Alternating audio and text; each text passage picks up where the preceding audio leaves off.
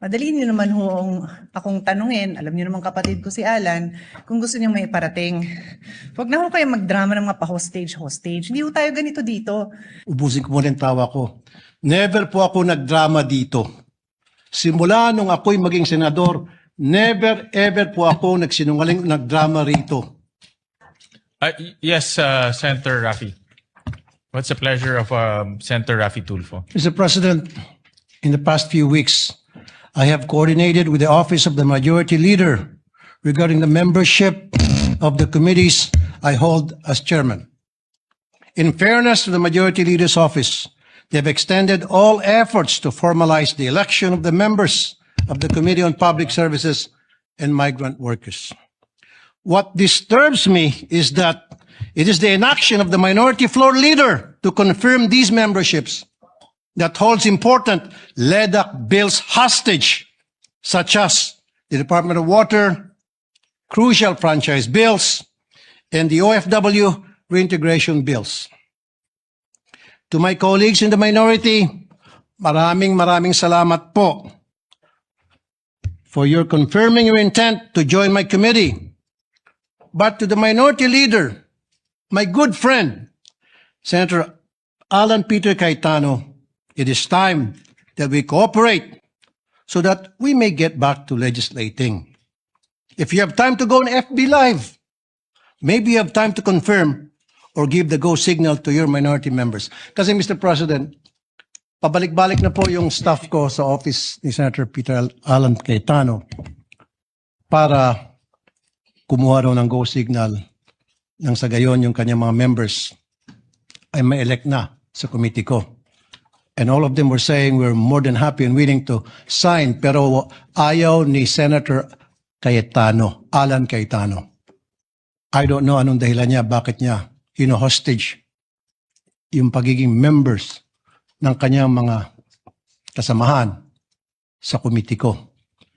Hostage niya po yung mga LEDAC bills sa kanyang pagtanggi na bigyan ng go signal ang kanyang mga kasamahan sa minority para pumirma. Mr. President, sana makarating to kay Senator Alan Peter Cayetano. Kanina sana kausapin ko po siya, kaso wala po siya dito ngayon. Therefore, I have no choice para dalhin to sa floor.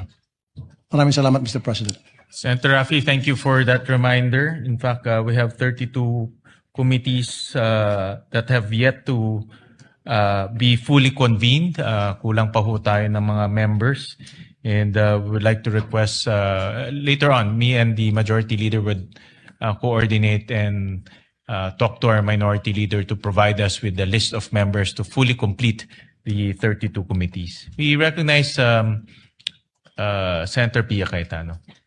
Thank you, Mr. Senate President. Actually, I don't really have to stand anymore because the Senate President already responded in the manner that I believe is becoming of the Senate.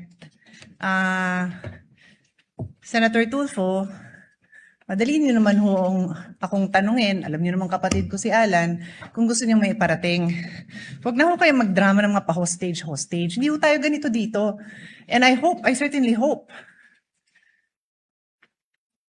that you don't set a precedent kasi I don't know the Senate President to be that way. I don't know the Majority Floor Leader to be that way. He happens to be seated beside the former Senate President. The Minority Floor Leader doesn't happen to be here. I can talk to him. Pag in-ignore niya kayo and the next day, wala pa rin, then sige, sabihin niyo yung gusto niyo. Pero huwag naman sanang ganun. Wala ko akong naalalang ganun magsalita dito sa Senate for the 19 years that I've been a senator. Yun na naman po. Thank you, Mr. Senate President. What's the pleasure of Senator Raffy Tulfo? Sandali, Mr. President, ubusin ko muna yung tawa ko. Never po ako nagdrama dito.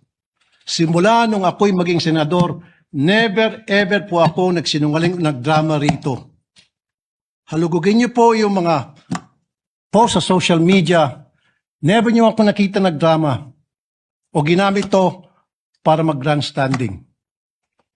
Alam niyo po yan. Alam na lahat ng tao rito. Sino ang nagdadrama? Tumingin muna kayo sa salamin bago kayo magsalita. Salamat po. Pareho naman pong majority and minority gusto ng mag-focus sa trabaho. Yeah. At kanina ho, natapos na ho natin yung anti-hospital detention na napakaganda po yung debate at pag-amenda. At naniniwala po ako na mabubuon rin natin tong mga committees natin sa pamamagitan ng coordination between yours truly and the majority leader.